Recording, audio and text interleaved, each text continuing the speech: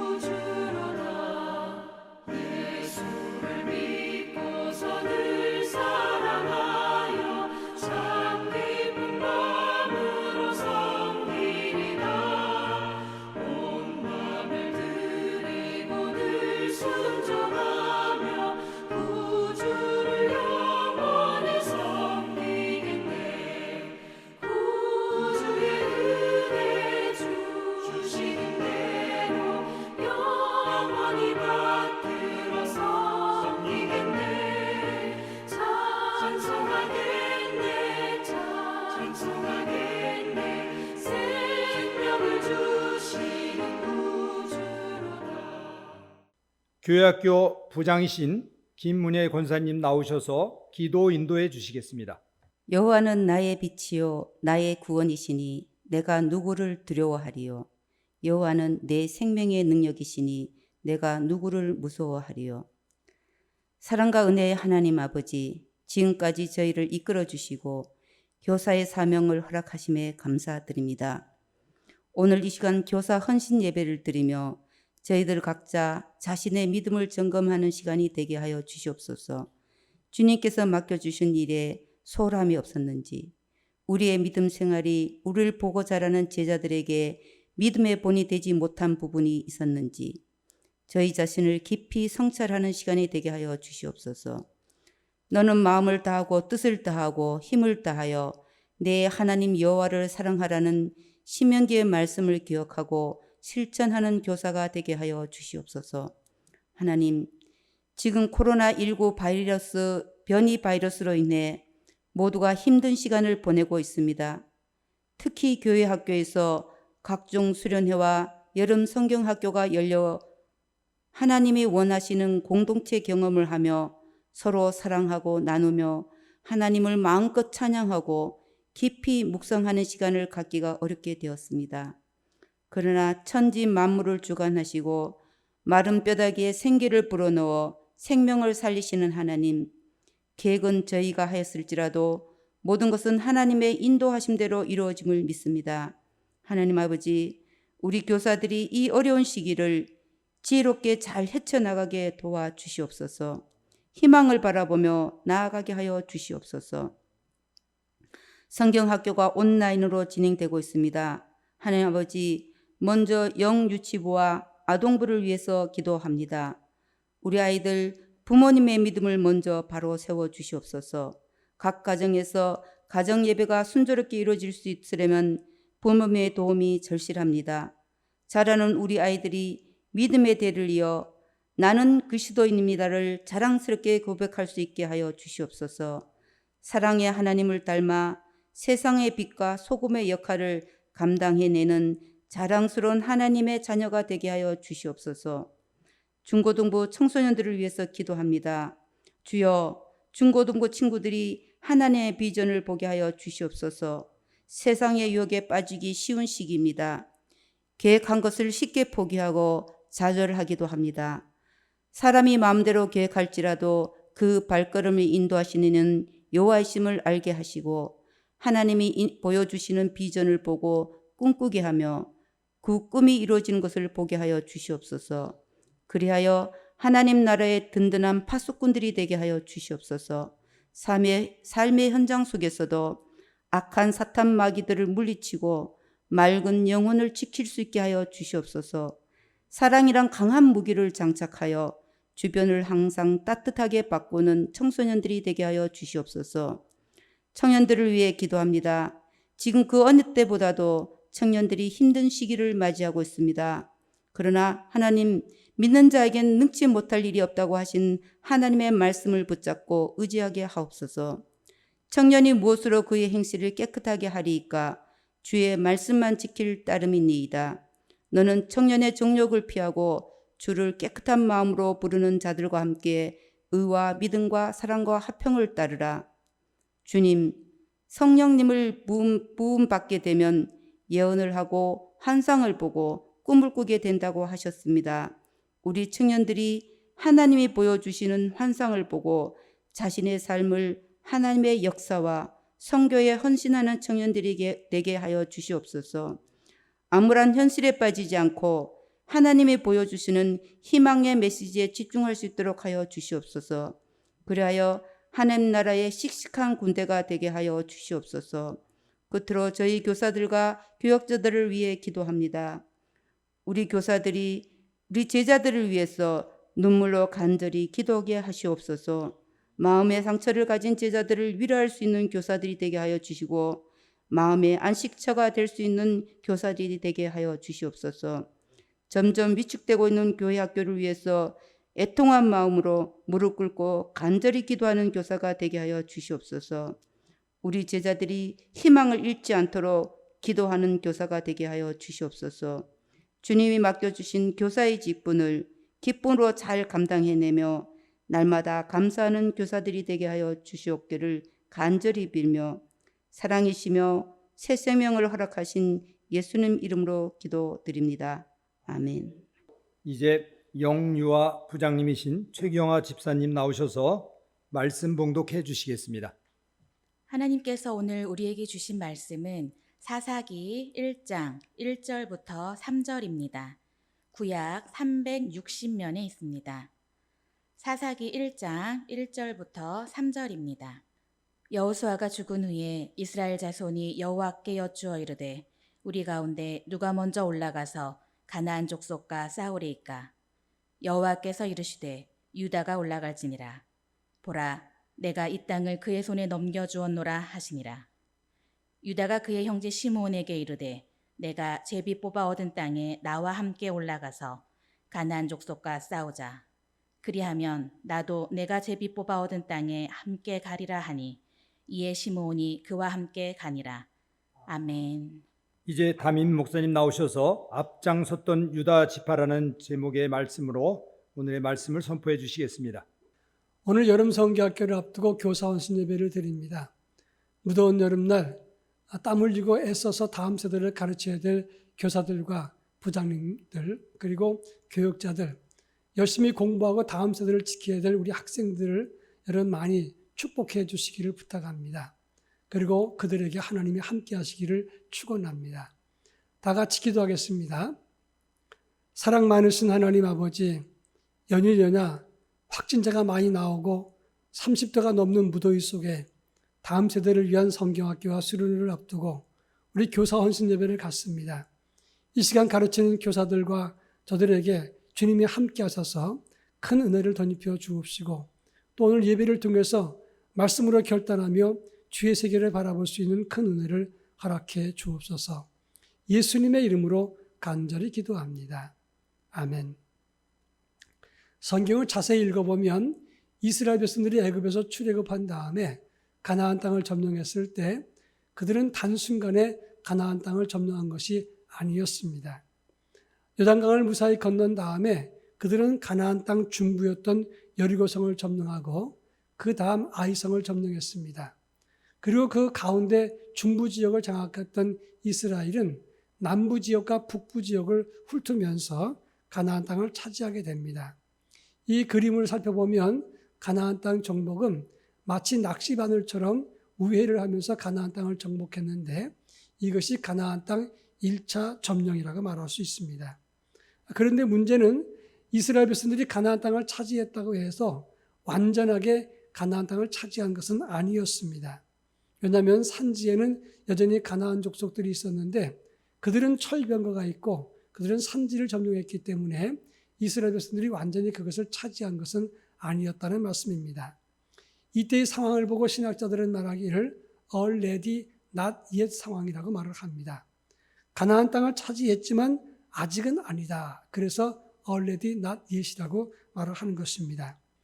그 당시에 이들을 이끌었던 여호수아가 110세의 나이로 죽고 난 다음에 이스라엘은 새로운 전환기를 맞이했다고 하는 것입니다. 오늘 우리가 읽은 사사기 1장 1절로 3절의 말씀의 배경이 바로 이때를 그런 배경으로 하고 있다고 하는 점입니다. 지파별로 가나안 땅을 분배했지만 완전히 가나안 족속을 내몰지 못했기 때문에 아직은 그 땅을 차지할 과제가 남아있는 상황인데 그런데 그동안 이스라엘을 이끌었던 여호수아가 죽고 났기 때문에 지금 이스라엘은 큰 전환기를 맞이했다고 하는 것입니다. 바로 이런 상황에서 이스라엘 사람들은 하나님께 질문했습니다.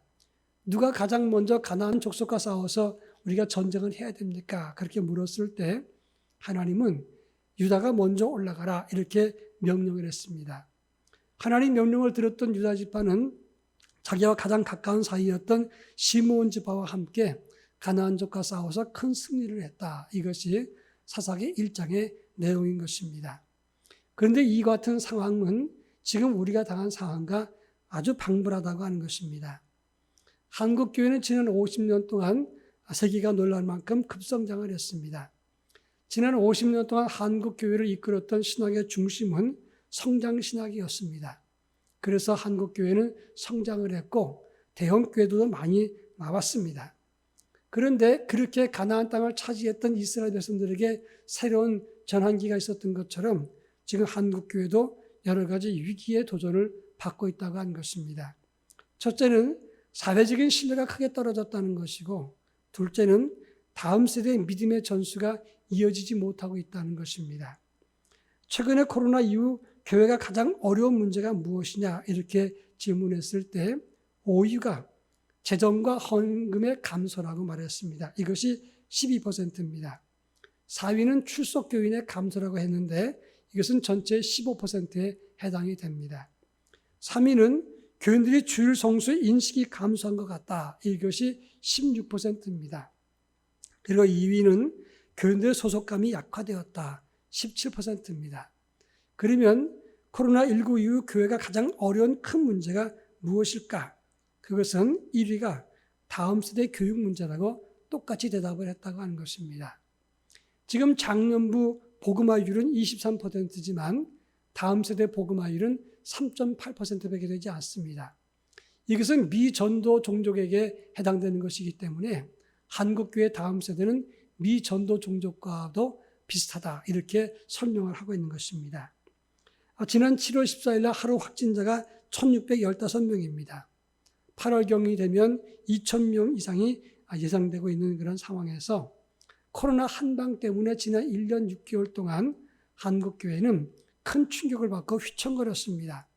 교회만 그런 것이 아니라 다음 세대 교육도 대단히 큰 어려움을 겪었다고 하는 것입니다. 지금 여호수아가 죽고 난 다음에 가나안 땅을 차지했던 이스라엘에게 임했던 그 위기, already not yet의 상황과 지금 한국교회 상황이 아주 유사하다고 하는 것입니다. 이와 같은 상황에서 성경학교와 수련을 앞두고 교사 헌신 예배를 드리는 지금 이 시간에 우리에게 주신 이 본문의 말씀은 어떤 의미가 있는가, 이것을 함께 살펴볼까 합니다. 먼저 1절과 2절 말씀을 다 같이 한번 읽어보겠습니다. 1절과 2절을 제가 읽겠습니다. 여호수아가 죽은 후에 이스라엘 자손이 여호와께 여쭈어 이르되 우리 가운데 누가 먼저 올라가서 가나안 족속과 싸우리이까? 여호와께서 이르시되 유다가 올라갈지니라. 보라, 내가 이 땅을 그의 손에 넘겨주었노라 하시니라. 오늘 본문의 말씀 보면 하나님은 유다 지파 보고 너희가 먼저 올라가서 싸우라 이렇게 명령했다고 하는 것입니다. 지금 가나안 족속은 강하고 철병거가 있고 그들은 산족들이었습니다. 이제 가나안 땅 전체를 차지했지만 아직 그 안에 담겨있던 가나안 7족을 완전히 다 몰아낸 것은 아닙니다. 그 중에서 가나안 족속과 싸운다는 것은 대단히 어려운 것입니다. 그런데 여호수아가 죽고 난 다음에 이스라엘 백성들이 답답한 마음으로 하나님께 질문하는 겁니다. 하나님, 누가 먼저 저 가나안 족속과 싸워야 될까요? 그랬을 때 하나님은 유다가 먼저 가라 이렇게 명령했다고 하는 것입니다. 하나님은 왜 많은 지파 중에서 유다 지파를 보고 먼저 싸우라 이렇게 명령했겠습니까? 그것은 유다 지파 숫자가 제일 많았기 때문이고 강한 군사력을 가지고 있었기 때문이다 하는 겁니다. 민수기 1장 27절이나 26장 22절에 보면 유다 지파의 20세 이후 50세까지 인구 숫자는 74,600여 명이었다고 하는 것입니다. 여호수아가 죽고 난 다음에 의기소침되었을 때 어떻게 누가 강한 리더십을 가지고 이 이스라엘을 이끌어야 되는가? 이럴 때 각 지파별로 행동할 수밖에 없을 때 하나님은 유다 지파에게 너희가 이끌고 나가라 이렇게 명했다고 하는 것입니다. 그 이유는 가장 많은 것을 받았고 힘이 있는 너희가 앞장서라 이렇게 말했던 것입니다. 누가복음 12장 48절에 보면 물은 많이 받는 자에게는 많이 요구할 것이요 많이 맡은 자에게는 많이 달라 할 것이니라 이렇게 말했습니다. 하나님 명령을 들었던 유다 지파는 많은 것을 받은 것이 사실입니다. 그렇기 때문에 그들은 그 즉시 핑계대거나 우물쭈물하지 않고 그들은 순종하면서 앞으로 전진했다고 하는 것입니다. 여기에 중요한 의미가 담겨 있습니다. 군에 가면 FM이라는 말이 있습니다. 이 FM이라는 것은 퍼스트 모델이라고 하는 뜻인데 첫 번째 모델 케이스, 이게 대단히 중요한 겁니다. 왜냐하면 그 FM에 따라서 다른 모든 사람들이 거기에 따라가 주어야 되기 때문입니다. 이제 이스라엘 백성들이 지파별로 전쟁을 할 때 이것은 제2차 가나안 정복 전쟁인데 그런데 누가 먼저 앞장서야 되는가? 가장 능력이 있고 힘이 있는 유다, 네가 FM이 되거라 이렇게 말했던 것입니다. 여러분, 그렇지만 앞장서는 일은 결코 쉬운 일은 아니라고 하는 것입니다. 교회학교 교사나 교회학교 운영도 마찬가지입니다. 교회에는 여러 가지 기능이 있습니다. 예비하는 기능, 전도하고 섬기고 교지하고 봉사하고 많은 기능이 있지만 그 중에 하나가 교육의 기능이라고 하는 것입니다. 그런데 교회의 기능 중에서 가장 힘들고 어려운 것이 다음 세대 교육이라는 사실을 알아야 됩니다. 여러분, 만약에 3살짜리 아이와 어른이 함께 걷는다면 누가 불편합니까? 아이의 보폭과 속도에 맞춰야 되는 어른들이 불편한 것입니다. 교회 학교 대충 아이들이 말도 잘 들을 것이니까 가르치면 되지 뭐 이렇게 말하는 사람이 있지만 그렇지 않습니다. 교사들이 그러기 때문에 더 어려운 것입니다. 아이들은 자기 말을 잘 알아듣지 못합니다. 그리고 아이들의 보폭은 좁습니다. 걸음도 뛰어갈 수 없습니다. 그래서 어른된 교사들이 더 많은 에너지를 소비하게 되고 아이들을 생각하고 고려해야 될 부분이 많기 때문에 그리고 더군다나 교육의 효과가 지금 당장 나타나지도 않습니다. 그래서 교회의 많은 기능 중에서 교회학교 교사가 가장 어려운 일을 하고 있다 말할 수 있는 것입니다. 그런데 이렇게 아무리 힘든 일이라도 교회학교 교사들이 앞장서는 것, 이것은 하나님이 가장 귀히 보신다는 사실을 알아야 된다고 하는 점입니다. 한국교회사를 읽어보면 1910년 10월 24일 나라의 국권을 상실했을 때 한국교회는 한 주간 동안 특별 기도기간으로 선포를 했습니다. 한일 합병된 다음에 20일째 되었을 때 한국교회가 제일 먼저 했던 것이 100만 구령운동을 시작했다고 하는 겁니다. 지금 나라 뺏긴 지 얼마 되지도 않았는데 교회가 제일 먼저 한 것이 100만 구령운동. 이게 상당히 어색하지 않습니까? 그런데 한국교회는 얼마 되지 않은 숫자였지만 100만 구령운동을 일으키면서 하나님께 헌신했습니다. 그런데 그 당시 가난한 한국 교인들은 하나님께 헌금할 돈이 없었습니다. 그래서 그들은 시간을 하나님께 드렸는데 그리고 자기 몸을 드린 겁니다. 그래서 그때 한국교회는 시간과 몸을 드렸다 그래서 헌시와 헌신의 제사를 드립니다. 그때 한국교회 교인들이 다 하나님께 시간 드린 것을 계산해 보니까 10만 날을 드렸다 그랬습니다. 이것이 한국교회다우는 데이 오퍼링, 그러니까 하나님께 시간을 드렸다, 날 연보를 드렸다 그런 뜻입니다. 더 코리안 미션 필드라고 하는 신문에 보면 1911년 1월 달에 나온 기사를 보면 한국 사람들은 10만 날을 하나님께 바쳤는데 지난 겨울 전도한 일이 7만 6천 날을 하나님께 드렸다. 금년 가을에도 수백 명 전도대원들이 가가호 방문해서 전도하고 신방활동을 전개했다. 이때 수만 장의 전도지와 70만 권의 마가복음을 무료로 나눠주고 한국인 가정치고 신방받지 아니한 가정이 거의 없었다. 여러분, 이 기사가 그렇게 지금까지 기록되어 있다고 하는 겁니다. 한국교회 성장은 지금 세대 우리가 잘해서가 아니라 그때 가장 어려운 시기에 한국교회가 앞장섰을 때, 그리고 가난한 그들이 시간과 몸을 바치면서 헌신했을 때, 그때 지금의 한국교회를 만드는 초석을 다졌다고 하는 것입니다. 다음 세대 교육하는 것은 참 힘든 일입니다.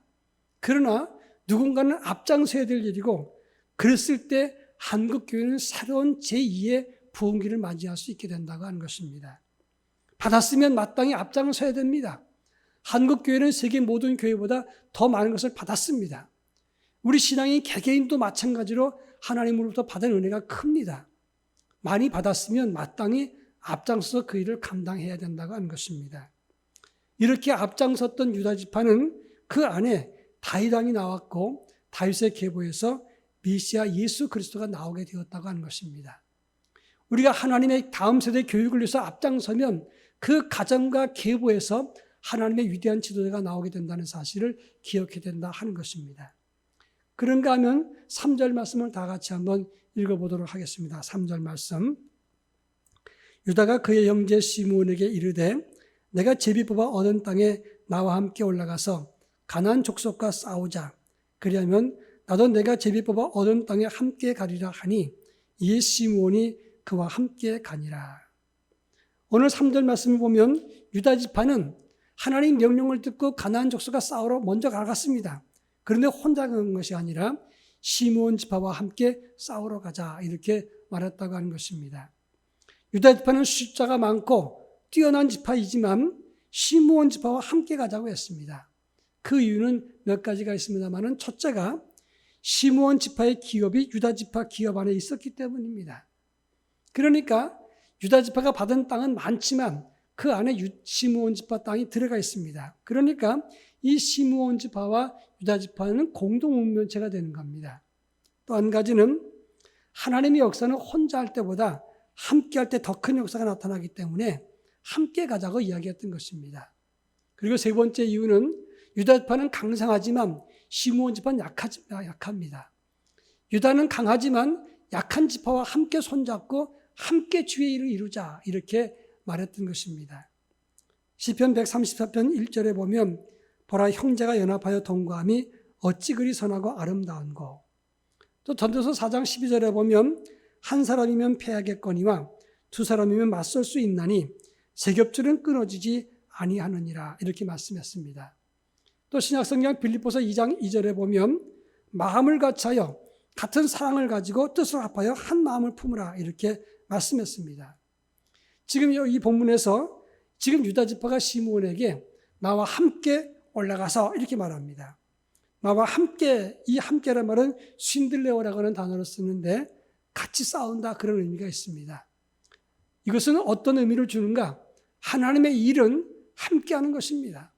다음 세대 교육도 함께하는 것입니다. 여기에 중요한 포인트가 있다는 사실을 알아야 되는 것입니다. 이제 철 따라 움직이는 기러기도 하늘을 비행할 때 함께 날면 에너지의 73%가 절약된다고 합니다. 겨울에 기러기가 날아갈 때 V자 형태로 날아갑니다. 앞에 있는 기러기가 앞좌서 날개 바람을 하면 그 뒤에 나는 갈매기는 그 앞에 있는 바람 때문에 이 에너지의 73%가 절약됩니다. 그 다음 기러기도 똑같이 절약된 상태로 가다가 앞에 있는 기러기가 힘들면 다음 기러기가 그것을 교체해 줍니다. 이래서 먼 장거리도 그들은 적은 힘으로 날 수 있다고 하는 것입니다. 이것이 함께함의 비밀인 것입니다. 오래전에 제가 읽은 책에서 나온 얘기인데, 월남전 때 4명의 군인이 지프차를 타고 적진 동태 파악을 위해서 가던 중이었습니다. 길은 외길입니다. 그런데 앞에 매복했던 배트공이 나타난 겁니다. 그대로 가면 틀림없이 다 죽습니다. 그렇다고 차를 돌릴 수도 없습니다. 그래서 순식간에 이 4명이 차에서 내려서 4명이 동시에 차를 들어서 차를 방향을 바꿔서 거기서 빠져나왔다, 그런 기사를 봤습니다. 나중에 돌아온 다음에 그들이 4명의 차를 들어서 차를 돌렸다고 하니까 아무도 믿지 않았습니다. 그런데 함께 힘을 합했을 때 이런 놀라운 역사가 나타났다고 하는 것입니다. 얼마 전에 세미나에서 들은 이야기인데, 교회는 엘리베이터 교회가 되어서는 안 된다라고 말했습니다. 여러분, 엘리베이터 교회가 무엇을 말하는 것입니까? 큰 교회 엘리베이터로 사람들을 나를 때 교인들의 예배 끝난 다음에 엘리베이터를 탑니다. 근데 교인들이 엘리베이터 타면 서로 말을 하지 않고 그냥 눈길도 주지 않고 숫자판만 쳐다보다가 자기가 내릴 때 되면 다 내려버리고 만다고 하는 겁니다. 교회는 그런 교회가 돼서는 안 된다고 말하는 겁니다. 교회학교 다음 세대 교육이 중요하다고 강조하지만 교회학교 교육은 다 교사들에게 맡기고 눈길 하나 주지 않고 앞만 응시하다가 그냥 다 사라지고 그렇게 내려버리면 참 교육을 실시할 수가 없는 것입니다. 물론 교사들에게 교회학교 교육을 맡깁니다. 그렇지만 교회는 후원해야 되는 것이고 더 많은 교인들은 그들을 위해서 기도하고 협력해야 된다고 하는 것입니다. 물질로 좀 도와주는 것으로 끝나는 게 아니라 그들 개개인을 위해서 기도하고, 그리고 교육에 불편함이 없는지 교회는 그들의 교육 환경을 만들어주고 다음 세대 교육을 위해서 학생들을 보내주고, 그리고 그 모두가 합해서 다음 세대 교육을 실천해 갈 때 위대한 교회 교육이 역사가 나타나게 되는 것입니다. 그런가 하면 2절과 3절 말씀을 다시 한번 읽어보겠습니다. 2절과 3절 말씀. 여호와께서 이르시되 유다가 올라갈지니라. 보라, 내가 이 땅을 그의 손에 넘겨주었노라 하시니라. 유다가 그의 형제 시므온에게 이르되 내가 제비뽑아 얻은 땅에 나와 함께 올라가서 가나안 족속과 싸우자. 그러면 나도 내가 제비뽑아 얻은 땅에 함께 가리라 하니 이에 시므온이 그와 함께 가니라. 오늘 본 말씀 보면 하나님께서 유다 지파에게 너희가 먼저 올라가라 이렇게 명령했을 때 유다 지파는 즉시 올라갔습니다. 즉시 순종한 것입니다. 그리고 유다 지파가 시므온 지파 보고 우리가 함께 올라가자 이렇게 말했을 때 시므온 지파도 즉시 순종했다고 했습니다. 들은 즉시 실천하고 순종했다는 것을 말하는 것인데, 무엇이 참 믿음인가? 하나님 명령을 들었을 때 실천에 즉시 옮기는 것, 이것이 살아있는 믿음이라고 말할 수가 있는 것입니다. 시편 119편 59절부터 60절 말씀 보면 내가 내 행위를 생각하고 주의 증거들을 향하여 내 발길을 돌이켜 싸우며 주의 계명들을 지키기에 신속히 하고 지체하지 아니하였나이다 라고 말하고 있습니다. 하나님 명령을 들었으면 신속하게 지체하지 않는 것이 믿음이라고 말할 수 있습니다. 교회학교 교육 다음 세대를 살리는 것은 지체할 수 없는 절대절명 아주 중요한 이 시대의 사명과 과제라는 사실을 알아야 되는 것입니다. 그런데 많은 사람들이 다음 세대 교육이 중요하다고 하면서, 그리고 다음 세대 교육을 교사들에게 맡겨놓고 그리고 더 이상 관심을 갖지 않으면 그건 큰 잘못이 된다고 하는 것입니다. 여러분, 금년도 대학 정원 미충원이 몇 명인 줄 아십니까? 대학 정원 미충원이 4586명이 미달이 된 것입니다. 대학의 정원을 채우지 못했습니다. 앞으로 3년 동안 12만 명의 학생들을 채우지 못하게 된다고 합니다. 그래서 87개 대학이 없어져야 된다고 합니다. 이것은 저출산 영향 때문인데 1960년 0세부터 14세 유소년층이 전체 인구의 42%였습니다. 2010년에는 전체 유소년층이 전체 인구의 16%였고 앞으로 2050년 되면 전체 인구의 9.9%가 된다고 합니다. 그러니까 앞으로 학생 보기가 어려워집니다. 과거에는 돌예배 드린다는 가정이 많았는데 최근에 돌예배 드리는 가정을 본 적이 별로 없습니다. 이것은 무엇을 말합니까? 전에 인구 센서스를 할 때 인구 구조는 피라미드 구조로 나이가 어릴수록 많았습니다. 근데 최근에는 펜촉 구조가 됐습니다. 펜촉이 이렇게 해서 밑으로 내려가지 않습니까? 이 펜촉 모양으로 두툼하다가 갑자기 가늘어지면서 끝이 일정해졌다가 하는 것입니다. 지금 인구 구조가 달라지고 있습니다. 이런 상황에서 교육학교가 줄어드는 것은 당연한 것입니다. 그런데 인구 구조가 바뀌고 저출산이기 때문에 어쩔 수 없느냐? 그렇다고 손 놓고 있으면 다음 세대를 키워낼 길이 없는 것입니다. 지금 우리 교단 교육학교가 없는 교회가 지금 교회 전체 교회 중에서 53% 이상이 됩니다. 합동층은 60%가 가까워졌습니다. 그런데 이제 교회학교 숫자가 줄어드는 것은 저출산 영향 때문이라고 하지만 그렇다고 해서 아직 복음 듣지 않은 학생들이 많이 있습니다. 그들을 찾아가서 그들에게 복음을 전하고 그들을 하나님의 교회에 들어와야 앞으로 한국 교회의 미래가 희망이 있는 것이지 지금 당대의 믿음은 있지만 다음 세대가 죽어간다면 그러면 거기에 희망이 없다고 말할 수가 있는 것입니다. 얼마 전에 신문에 나왔던 기사를 제가 소개합니다. 중국에서 1997년 집 근처에서 구어신전이라고 하는 아이가 이 나쁜 사람에 의해서 납치가 되었습니다. 그리고 그 아이를 잃어버렸습니다. 그럴 때 아버지 구 강탕이라는 사람은 오토바이에 아들의 사진을 싣고 전국을 다녔습니다. 50만 킬로를 오토바이를 다니면서 아들을 찾아 헤맸는데 그 아이를 24년 만에 찾았다고 합니다. 그 아이를 찾기 위해서 다녔던 그 50만 킬로 그 다니면서 오토바이 10대 이상을 다 폐차시켰답니다. 이 구 강당의 이 사람의 이야기가 유독하라고 하는 사람의 주연이 되어서 잃어버린 아들이라는 영화가 나왔습니다. 그 영화 덕에 이 중국 정부는 개혁 개방 이후에 최대의 실종 어린이를 찾는 일에 전력을 기울였습니다. 그 결과 2,609명의 아이의 소재지를 파악했고 그리고 용의자 372명을 체포했습니다. 그리고 DNA 방식을 통해서 이 구 강당은 구어신전 아들을 찾게 된 것입니다. 포기하지 않고 끝까지 수고했을 때 그 중국 대륙이 얼마나 넓습니까? 그리고 얼마나 많은 인구가 있습니까?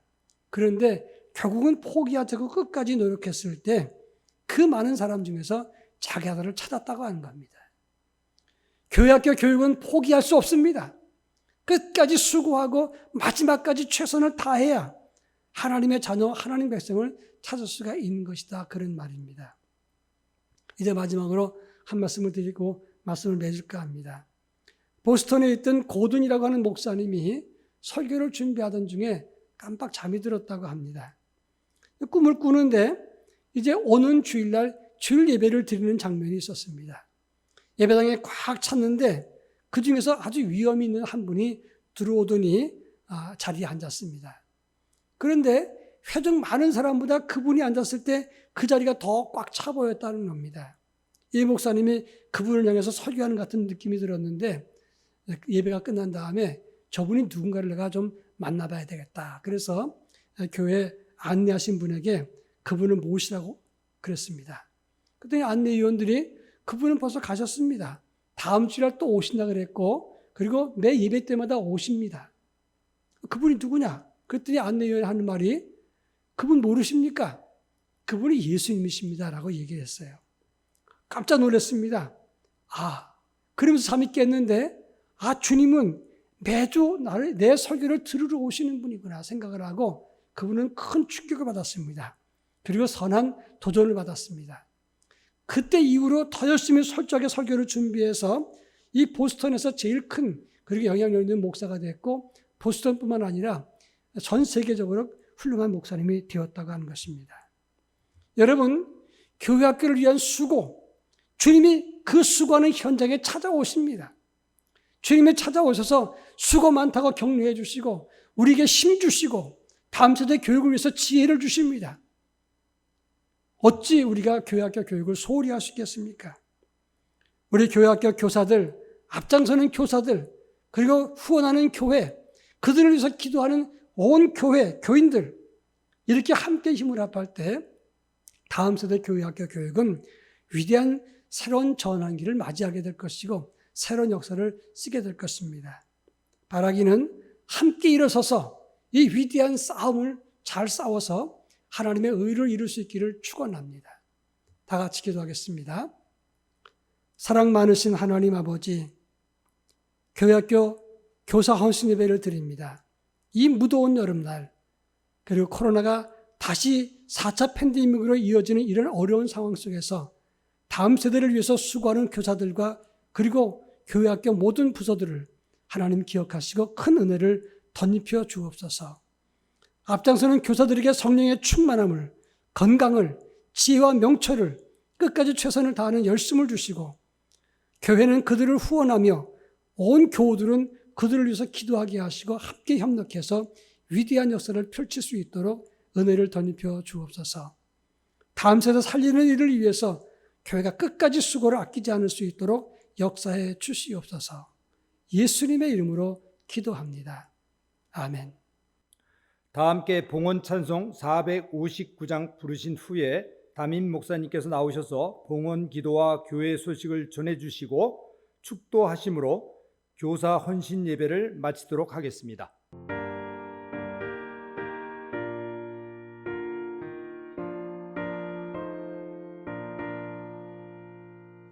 누가 주를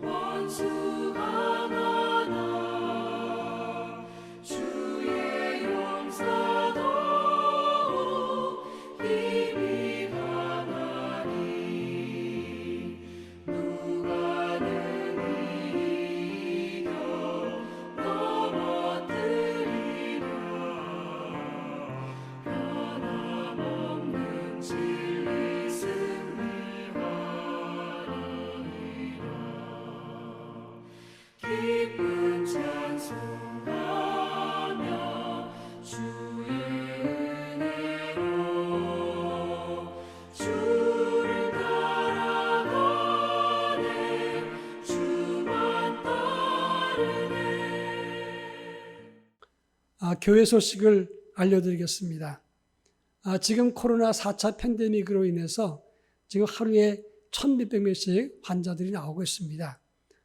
이제 정부에서는 7월 25일까지 사회적 거리두기 4단계 격상을 했습니다. 그래서 주일 예배는 1부부터 4부 예배까지는 실시간 스트리밍으로 예배를 드리고 그 외의 모든 예배는 온라인 예배를 드립니다. 가정에서 예배를 드리는데 주일날 오시는 분도 예배위원과 방송 송출 인원 20명 이내로만 예배 드리고 다른 분들은 가정에서 예배를 드리시면 되겠습니다. 새벽 기도에는 본당에서 모이지 못하는데 성령님과 함께하는 100일 가정예배로 대체하겠습니다. 성령님과 함께하는 가정예배는 8월 31일까지 우리가 계속되겠고 그 이후에 추이를 봐서 연장하도록 하겠습니다. 그리고 교회학교 여름 성경학교 수련회는 주보에 나와 있는 기록대로 진행됩니다. 이제 아동 1, 2부가 끝났고 중고등부, 청년부와 영유아 유치부는 이제 8월달, 7월 말, 8월달, 9월까지 이어지게 되는데 여러분들은 교회학교 교사들을 위해서 각 부서들을 위해서 많이 기도해 주시기를 부탁드립니다. 그리고 7월 23일 오전 11시 온라인으로 여자연합 구역예배를 드리면서 4주간 구역방학을 실시합니다. 직장, 가족, 남자 구역은 7월 22일 목요일날 저녁 8시에 온라인 연합구역예배를 드린 다음에 구역방학을 실시하도록 하겠습니다. 그리고 교회학교도 여전히 동일하게 모든 부서는 실시간 스트리밍으로 예배를 드리는데 유치부만 사전 예배 영상을 제작해서 우리 교회학교 어린이들에게 제공하겠습니다. 부모님과 함께 예배를 드리시면 되겠습니다. 부탁의 말씀은 아주 위중한 상황이지만 교회학교를 위해서 많이 기도해 주시기를 부탁드리겠습니다. 이 시간 앞뒤로 좌우로 가정에선 가족끼리 서로 인사하는 시간을 갖겠습니다. 사랑합니다. 코로나를 극복합시다. 다음 세대를 위해서 기도합시다. 인사하겠습니다. 다 같이 기도하겠습니다. 이제는 우리 주 예수 그리스도의 은혜와 하나님의 극진하신 사랑하심과 성령님의 감화감동 교통하심이 다음 세대를 위해서 수고하고 헌신하는 교사들과 교회학교 그리고 온 교우, 성도들 가정과 삶 속에 그리고 위대한 역사를 새롭게 쓰기 원하는 한국교회와 우리의 조국 대한민국 위에 이제로부터 영원토록 함께 하옵시기를 간절히 축원하옵나이다. 아멘.